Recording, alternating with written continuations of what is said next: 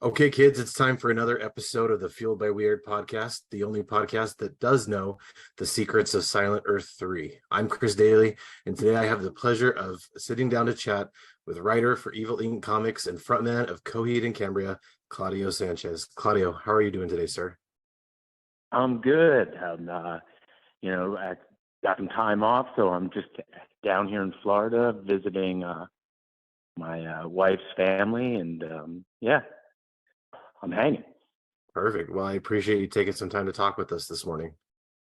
Oh, you got it. No problem.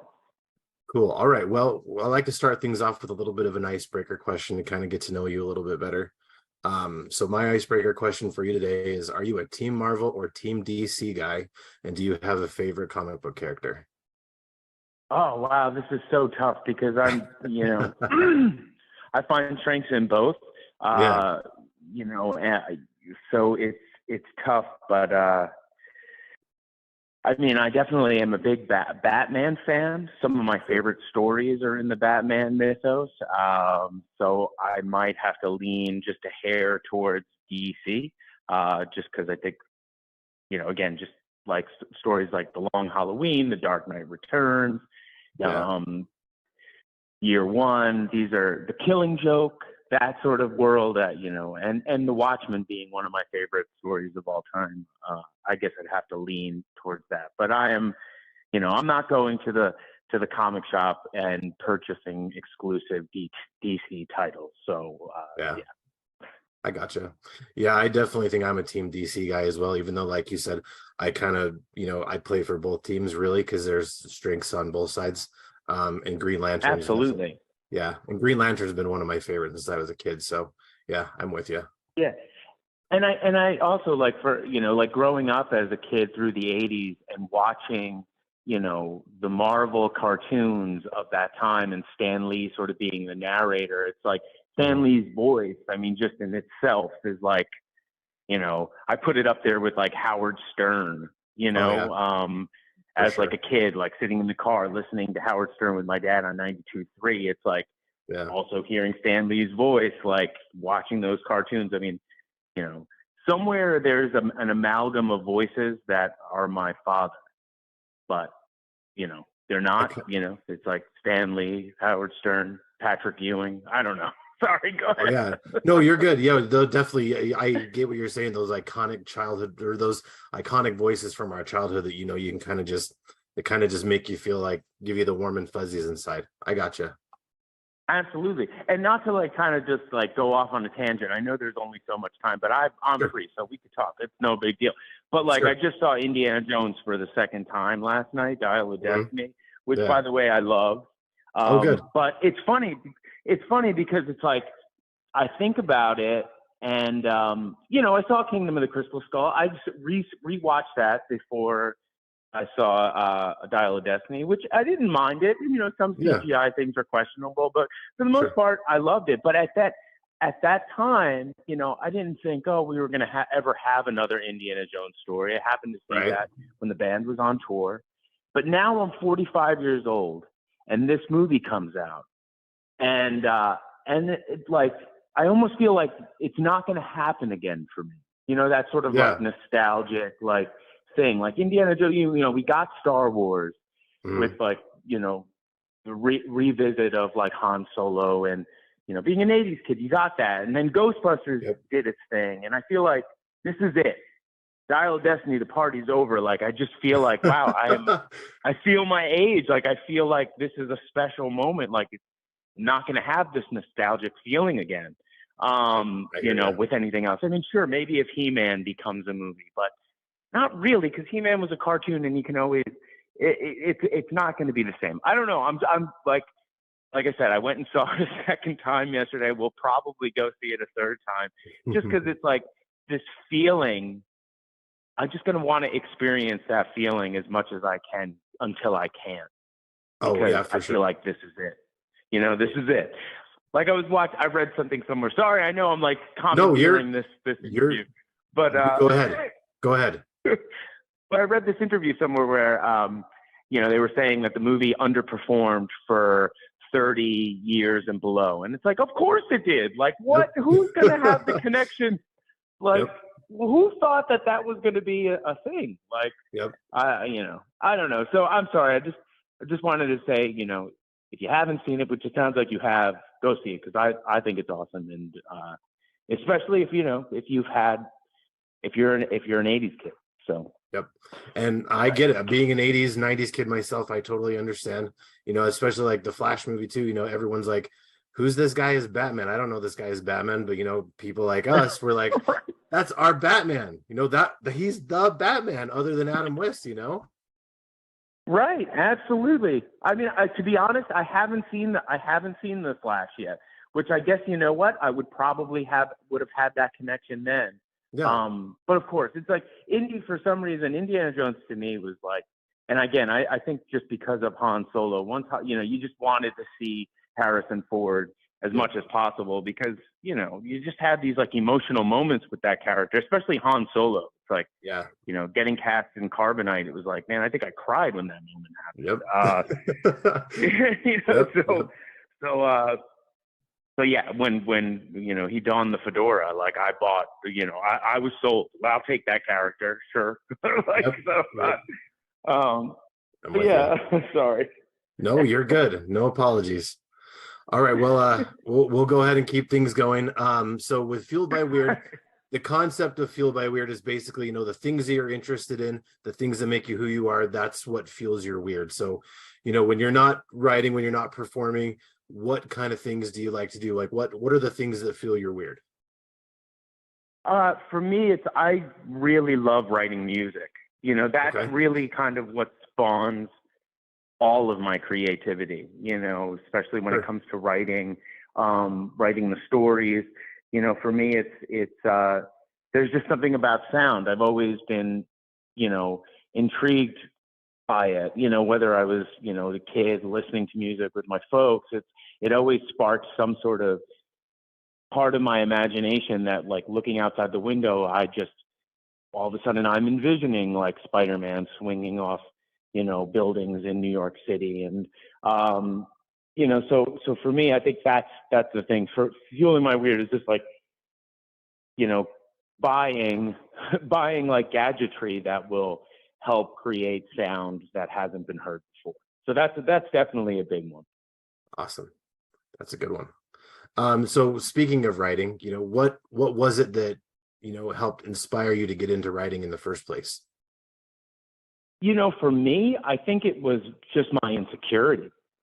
Okay. I when I fell into the role of being the front man of a band, which was purely accidental. I mean, this is before clearly Coheed and Cambria and all of that. I didn't understand the responsibility of being that figurehead, being the person that the words are coming out of. It's like, because that's the language. The language is really the connection, right? Music is great, rhythms, all that stuff, but not everybody cares about the intricacies of like an instrument, like a guitar, but the thing that sort of is the bridge that gets you into all that stuff are the lyrics. At least that's my feeling.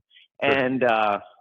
And that was really tough for me, because I was super shy. I never wanted to be the focus of the attention. So that's where the sort of fantasy became involved, because I was writing songs about myself. I just didn't want people to know that. Yeah. And that's where, that's where the whole mythology of Coheed and Cambria was born. It's really just an extension of my life, but in a way that I'm not responsible. Like, these are all real songs about me, but I just sort of colored them in a way that made it feel like it was somebody else that was doing it, if that makes any sense. Yeah, absolutely. You're just telling stories about yourself without telling stories about yourself. Exactly. Like, all of it is very much based on some sort of reality. Like, Coheed and Cambria are loosely based on my parents. The Amory Wars, the Amory is taken from the street that we grew up on.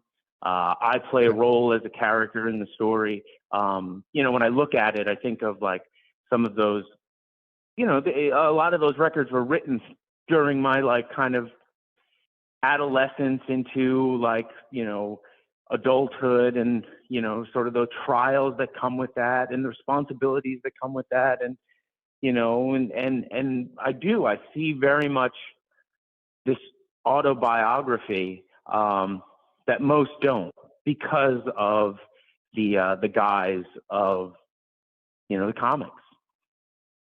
That makes sense. I really like that. That's, you know, they say write what you know, and it sounds like you're definitely, you know, got a well of ideas to pull from, and it's definitely worked. It's very intriguing writing, and I really enjoy the comics a lot. Oh, thank you very much. I appreciate that. You know, like Yeah. I think about it, like those early books, and you know, they were really my first stab at writing anything. Yeah. You know, so they're not without their flaws for sure. Sure. But I think that also echoes just that sentiment, that statement that that's trying to come across is like, I didn't know anything. I was young. Yeah. I was confused of, you know, and I think that sort of, those early books kind of reflect that.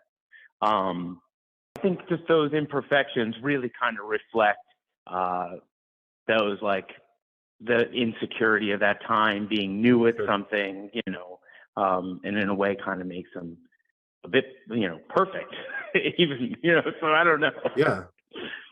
No, it totally makes sense. Like I know, I mean, so I'm just going to say I'm a big fan. Big fan of the music, big fan of the comics.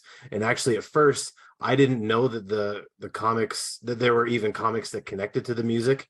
So once I found out, I went back and read them, and then I went and listened to the music again. And I love how you really connected it all together. It really, like, it kind of made a deeper connection. So that was something I thought was really cool. It's almost like, you know, you're writing soundtracks for the books, or, you know, is it maybe you're writing the books for the albums? How does that kind of work into your writing process? Pretty much. I mean, I think early on it was very fragmented. So, like, Sure. for example, the title of the Second Stage Turbine Blade was actually taken from a part that my father worked on at this sort of like heat treatment plant in New York. So the Second Stage Turbine Blade was a part that he would work on. Nice. And so then I took that and I was like, okay, well, Coheed is that's what Coheed's going to be. You know, he's going to be sort of this factory working, like, you know, blue collar, you know, that. So I would like, just like things like that would kind of cross over into the story, little pieces of lyrics here and there. So, you know, they're really supposed to sort of work in parallel, but they can like kind of live off on their own, because, you know, a lot of the music is coming from a very like real place, and isn't really so littered with terminology from the story, you know. So things like that. You know, I remember when I wrote, what was it? I'm sort of spacing, because I don't want to. I'm just thinking of like songs that I wrote for like In Keeping Secrets, but also like I'm not like entirely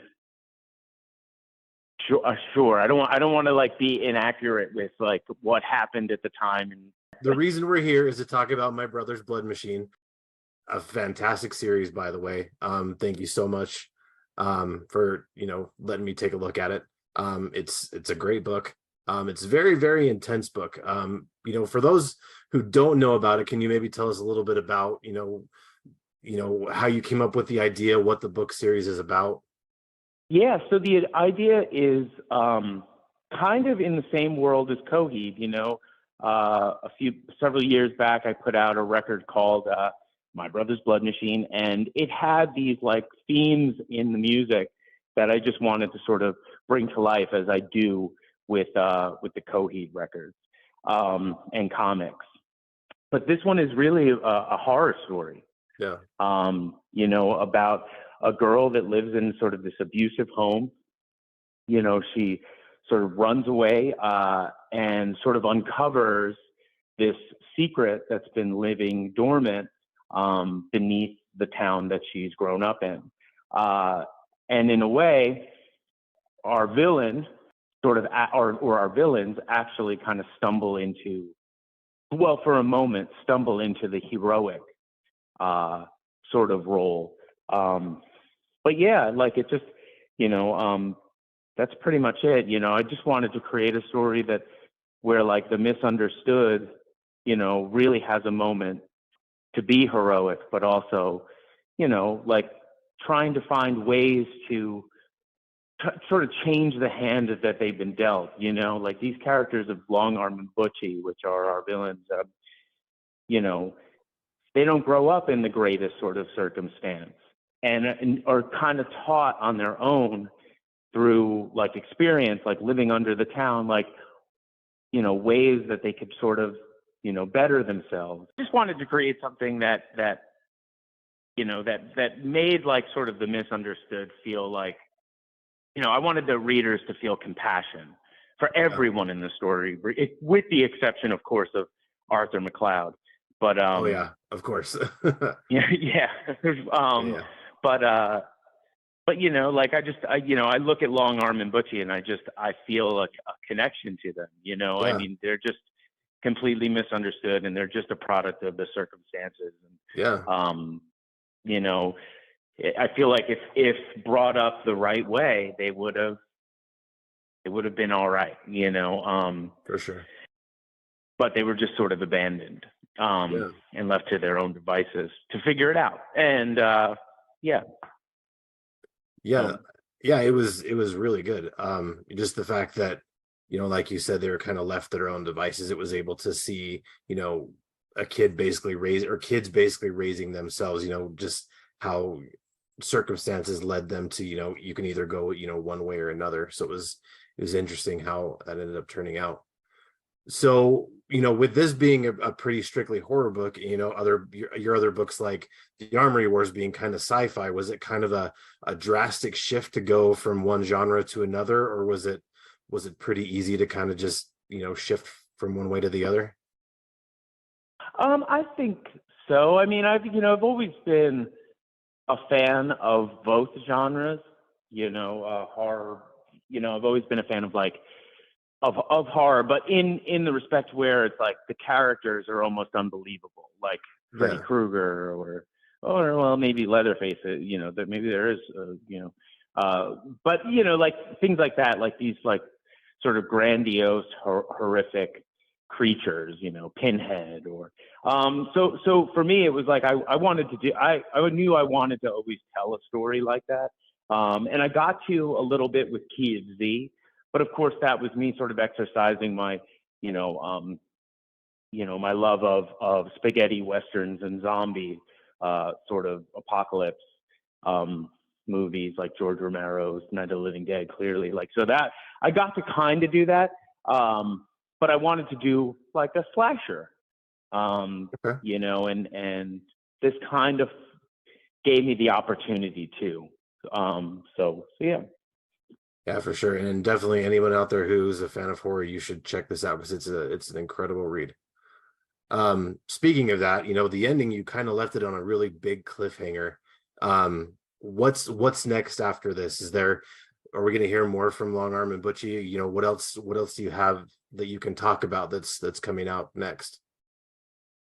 Nothing at the moment, in terms of Blood Machine. So yes, I tend to do that, whether it's with Translucid or Kia Z, I always kind of keep things open because I always have ideas to continue things. But sometimes I also love things that are left with big question marks. And, so for me, there's nothing right now that's stirring for Blood Machine, but we are working on the finale to the Amory Wars. So right now that's actually happening. Yeah, the No World for Tomorrow story is actually being illustrated right now. We're 3 issues in. Oh, awesome. It's going to be a 12-issue. Yeah, it'll be a 12-issue maxi. All the scripts are written. My wife and I, we every once in a while we'll get into an issue just to refresh and edit before it actually starts getting illustrated. But yeah, that's where we're at right now. that'll be the next Evil Inc. venture is the Amory Wars, No World for Tomorrow. That's fantastic. I'm so excited. And if you need help promoting it, definitely let us know. We'd love to have you back. Oh, absolutely. Well, thanks. Of course. I think you'll be excited. I'm really excited for it because it really kind of ties everything up. And if you had a chance to read the novel, the prequel, Year of the Black Rainbow, a lot of that, like it's just a lot of the stories kind of come back in this one, and I really think it kind of closes it up nicely. That's actually the only thing I haven't read yet, but that's on my list to read next. Is that I've read all the Amory Wars. Well, I haven't read the prequel yet, but I definitely looking forward to doing so. Oh, right on. Well, that one definitely has a hand in this. It sort of awesome. like bridges all of them together. Year of the Black Rainbow to No World. So right on. All right. Well, I don't want to keep you any longer, so we can wrap things up. For final thoughts, do you have any advice that you'd like to give or that you could offer to people who are wanting to be creative, or maybe you're scared to start the creative process? What's a bit of advice that you could share? I always, one of the guys in the band used to say it a lot, and it pertained to music, like if you're trying to do something and you feel passionate about it and you love it, then someone else will, Yeah, sure. and I always thought that was, and I'm paraphrasing, of course, like I'm not totally quoting him properly, but it always resonated with me because I felt like that was a very true statement for everything that I do with Coheed and the books. It's, nothing is ever perfect, but those imperfections make things special and make them unique. And, of course, I feel like, I love what I do and Sure. and I feel like it echoes out and others do too. So I don't know. Yeah, just do it, basically. That works. Like you said, if you have an idea that you like, there's chances are someone else is going to like it. And it might be one of those cases where it's like, I never knew I needed this until I saw it. And now I love this thing. Right. Very cool. All right. Well, thank you so much for coming today. Do you want to take a minute to plug whatever you might want to plug? Where can we find you? Yeah, I mean, just everything is at coheedandcambria.com, whether it's, the records, Evil Inc. is Evil Inc. Comics are, that's basically all the books that live, under the Coheed banner or outside of it. They're sort of related to me. But yeah, Blood Machine is really the thing that's the most recent release. So yeah, I mean, I guess I'm pitching all things. That works. That works. Pitch whatever you want to pitch. That's perfectly fine.